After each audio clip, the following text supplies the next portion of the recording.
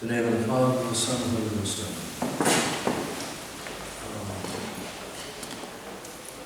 So the Feast of the Holy Family, instituted towards the end of the 19th century, in other words, not all that long ago, because of the craziness and stupidity of modern times. Normally, and all the way up to the 19th century, family life was common sense, and the structure and nature of family life was common sense. And you go to the most ignorant and backward, quote-unquote, backward pagan tribes, and you'll find that they have they know, of course they know, it's nature. It's implanted in nature. The nature of the family and the necessity of the family is implanted in nature, human nature, by Almighty God. It's only modern man that is uprooting everything that is of God in order to prove that he is better. And the result is the ruination of the world. The world is driving straight into the wall. It's going crazy by the day. Because people no longer believe in God. They no longer think that God is of any importance. They don't think that it was He that created human beings or created creation. Creation evolved, of course. It didn't need a creator. So that God doesn't exist. And if He does exist, well, He's such a good chap that He wouldn't ever send anybody to hell. What a terrible illusion. There's nothing better fitted to make zillions fall into hell than the idea that there is no God and there is no hell and there is no heaven and there's no afterlife, which of course is what modern man generally believes. The devil has got modern man absolutely on the run. He thinks he's so smart, and he's more, they say in French, he's as stupid as his feet. Well, feet would be more intelligent than modern man, to tell the truth. So you have the reading from Colossians, which is general, but the passage immediately following it is precisely about the family. And it's surprising, really, that they don't use this passage, which is directed on the family, which follows directly. Whatever you do, in word or in deed, do everything in the name of the Lord Jesus Christ, giving thanks to God and to the Father through Him. We've just seen that. Women, be submissive to your men.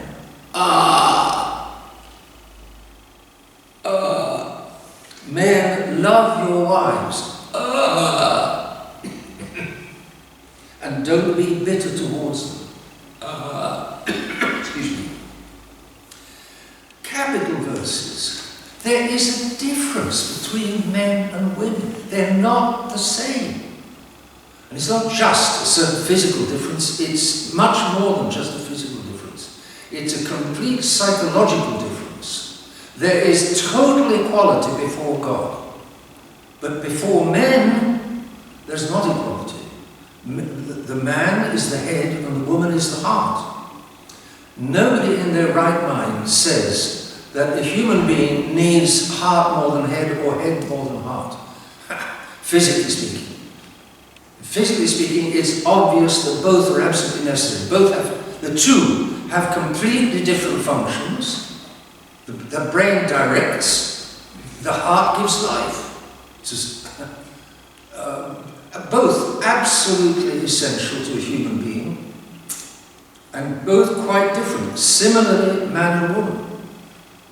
And the children need their biological father to be a man, and they need their biological mother to be a woman.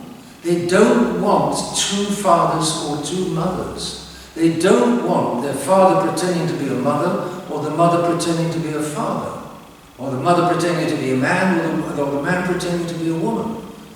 It's so obvious, but it's too obvious for modern man to understand. The structure of the family is then, the man is the head, the woman is the heart, and the children are the fruit of the marriage, and they must obey. The wife must obey the husband, and the husband must love his wife. because she, by nature, needs love. Woman lives of love. She needs to love and to be loved. Love is her speciality, the heart.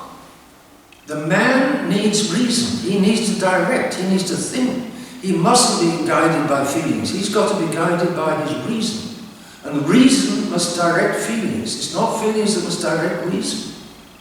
Then the world just descends into mush. It's reason that must direct. And reason will reasonably give full place to feelings, to emotions, to intuition, which is the strength of woman. God made woman different from man.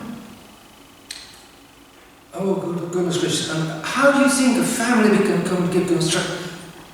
Whoever tried to run a business with two heads, with two equal heads, or a country with two equal heads? The Romans managed it for a while with two consuls, but that's the exception, because they precisely wanted not to have one head, because they'd had a very unpleasant experience with one head. They had 7 kings, and the kings weren't a great success, so they replaced the monarchy with a republic. But after a while, the republic, with Julius Caesar and Augustus, the republic came back to one-man rule. Emperor. The republic came back to an emperor. It's so natural for rule to be one. And in the family, the ruling one should be the husband. But now, in the name of equality, liberty and equality destroy the family. To make an ideal of liberty, to make an ideal of equality, is to destroy the family. The family is not equal. The family is not designed to be equal. It's not meant to be equal. It can't run if the people try to make it equal. Or it's something quite different from a God-designed family. It's a modern family, in which the woman has exactly all of the same rights and privileges and prominence as the man. That's so wrong. She's needed to do what she can do best, not to do what she can't do best. What he can do best is direct. Please God, he's just. He needs justice in order to direct justly, obviously. He's not got the right to be a tyrant because he's the man. Obvious. That's common sense. But she's needed to do what she does best. St. Paul says elsewhere, St. Paul is not politically correct. He says several things about women in various epistles, and many of the things he says are not popular today or correct. What he says is, woman will be saved by childbearing. What? I'm going to go back to the cave, be a cave woman and bear children? You want me to bear 3 or 4 or 5 or 6? You want me to have the children that God sends? Of course, that's not easy in the big city. That's why the big city is not a place of God. I think I made a quote to you before. The Irish priest, the Irish Dominican priest, who between the wars preached, he was in the Dominican house, which is at the east end of London. He used to walk in big hobnail boots every Sunday to Hyde Park in order to speak in Hyde Park. And he said, the big city is mortal sin. That's a strong statement, which you can see what he means. The big city is an environment, the big modern city, the modern big city is an environment in which it's very difficult to avoid mortal sin. For instance, the need to use artificial means of birth control, which the church has always condemned, and even Paul VI condemned it. Even Paul VI condemned it. He condemned it on a different basis from the classical basis, because he couldn't do anything like the church had always done for centuries and centuries before. Everything had to be renovated, and therefore the arguments against artificial means of birth control had to be renovated. So he renovated them and placed one might say, the law, the church's law on marriage, on plastic instead of rock. Namely, I'm caricaturing. I should be quoting the exact words he uses. But the gist, the drift of the wrongness of the argument is, it's the dignity of the person. The dignity of the person. Well, my dignity requires that they should not have any more children. I'm being turned into a vegetable at the kitchen sink by all of these children, the children I have. So dignity is an absolutely weak argument. The question of abortion must rest upon the law of God. And I was talking recently to a young Irishman who was pro-life, and he's been fighting for pro-life in Dublin. And he said that, he said, when they made an advertisement, babies belong to God, which is absolutely true. Babies belong to God. There was an uproar. The media were on their case and so on and so on. No, God doesn't exist, but by golly, you better not try to bring him back into the argument, because he's just not acceptable. And of course, the young man with this advertisement was hitting a raw nerve, simply because it's absolutely true, and that's why abortion is wrong, which is the law of God. God didn't create human beings to kill their children in the womb, obviously not. But modern man, and recently in the United States, the baby can be killed a few moments after emerging from the womb. What? I mean, it's bad enough. Once you admit that it can be killed inside the womb, why can't it be killed just a few moments afterwards, and then several moments afterwards, and then a week afterwards, and so on and so on? The church was right. The church was right. You've got the barrier of God is that artificial means of birth control. The moment you admit artificial means of birth control, the whole thing just slides. Slides to euthanasia, slides into divorce, slides into... because the reproductive mechanism is no more primarily for children. It's now primary, or it's now, this is Vatican II, equally for the children and for the satisfaction of husband and wife. And then, of course, that satisfaction takes first place. Oh my. The family, of course the family is destroyed. Liberty and equality destroy the family. To make an ideal of liberty and equality, because the family is structured, it's not equal. The wife is not equal in status to the husband. He is the head, which gives him no right to be a tyrant, but he is the head to be the just head, with justice of the family, because he's got more reason. She has more feeling. The wife has more feeling. She will look after the children. She can understand by intuition numbers of things, especially little children, which the husband can't get. The husband doesn't understand. I say always, darling, you said that 2 months ago. I see now you're right. You were right. How did you know then 2 months ago? It's taken me 2 months to see it. I don't know. But I did, she says, but I did know. I mean, I don't know how I knew, but I did know. And she did. She was right. Her intuition. It's a completely different mentality, a different structure of soul from the man's. He goes by reason, she goes by feeling and intuition and emotion. And so she should. And God bless her if she does. She ought to have men that she can lean on. Oh my, oh my, oh my. Russian proverb, which I often quote, the man is to the woman as the stake, S-T-A-K-E, as the pole, as the shaft, as the rod, as the stick is to the tomato plant.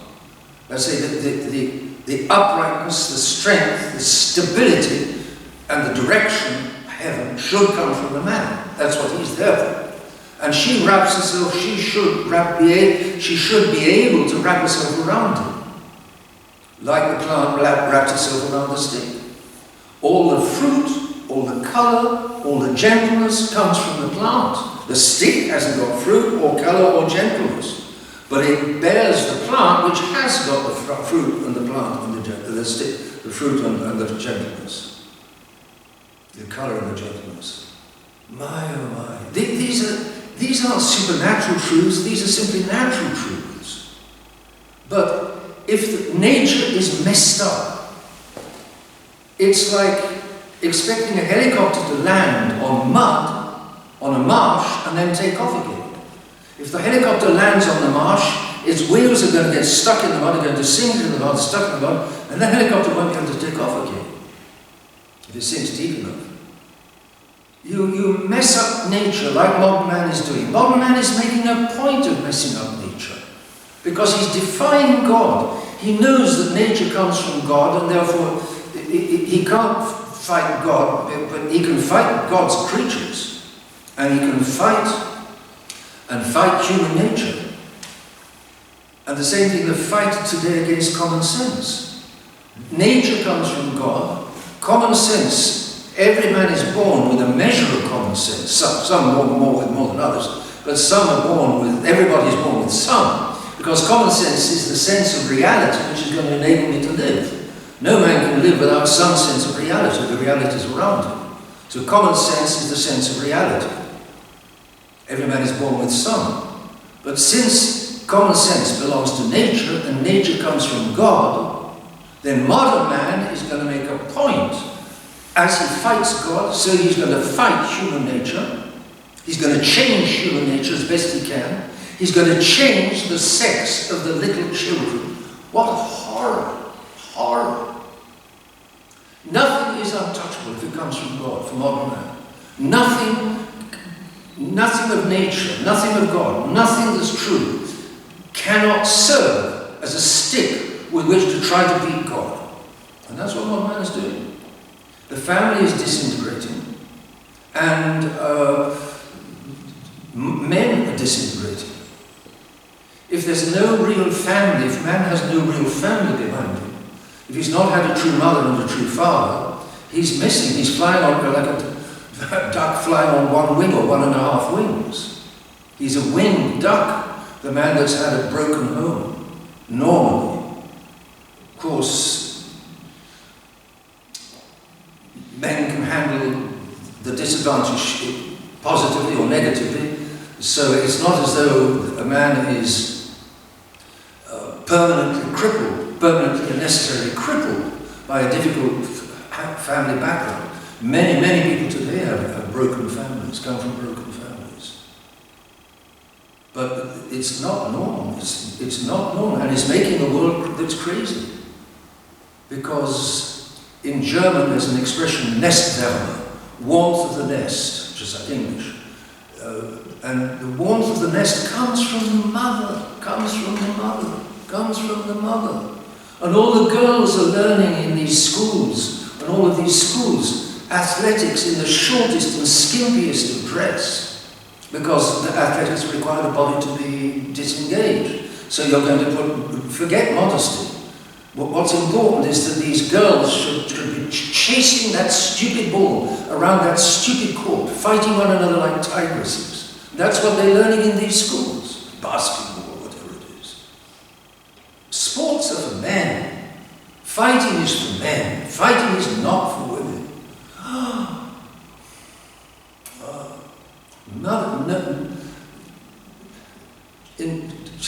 She will be saved by childbearing, and then of course looking after the children that she bears.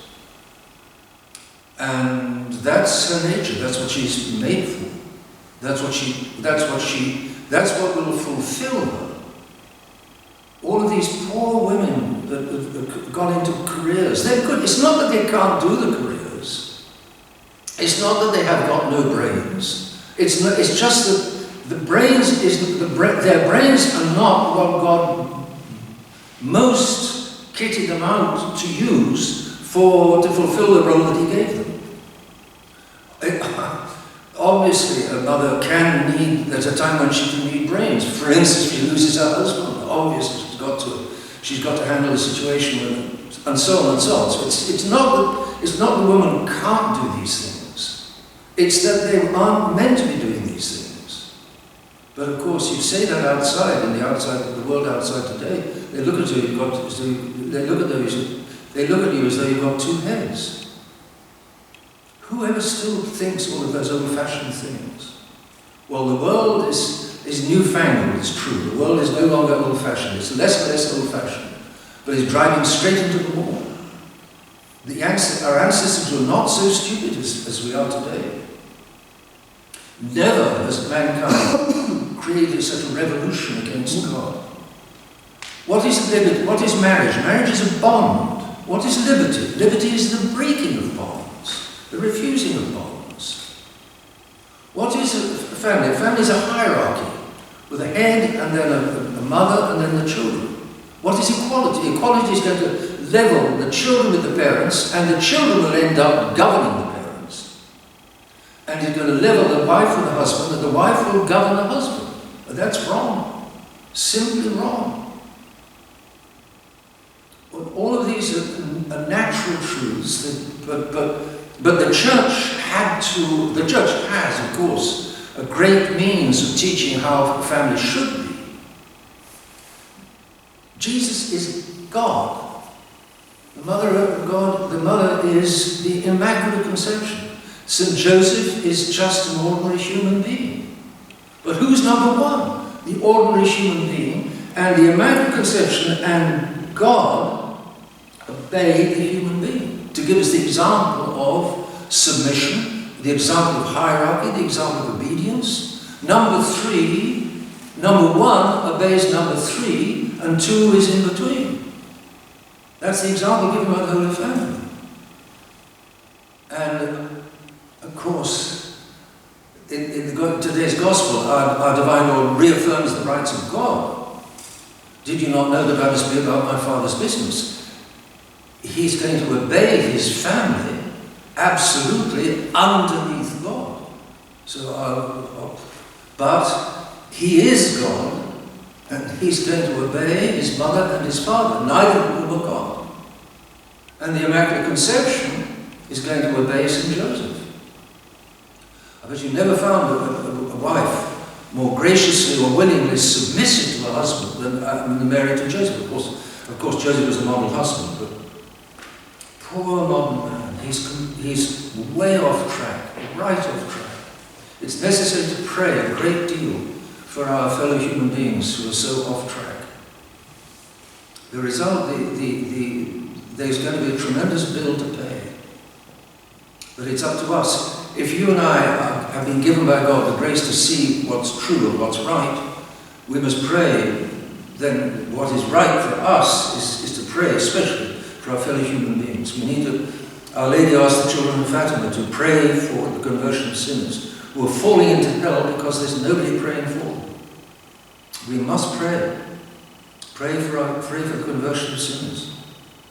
Pray that poor souls see the true nature of God, the true nature of life, which has been completely blocked out by modern politics, modern education, you name it. And pray, of course, the Rosary. That's the most powerful prayers after the Mass. Pray the Rosary for the conversion of sinners. The sinners may see straight in time before they die. In the name of the Father, and the Son, and the Holy Ghost. Amen.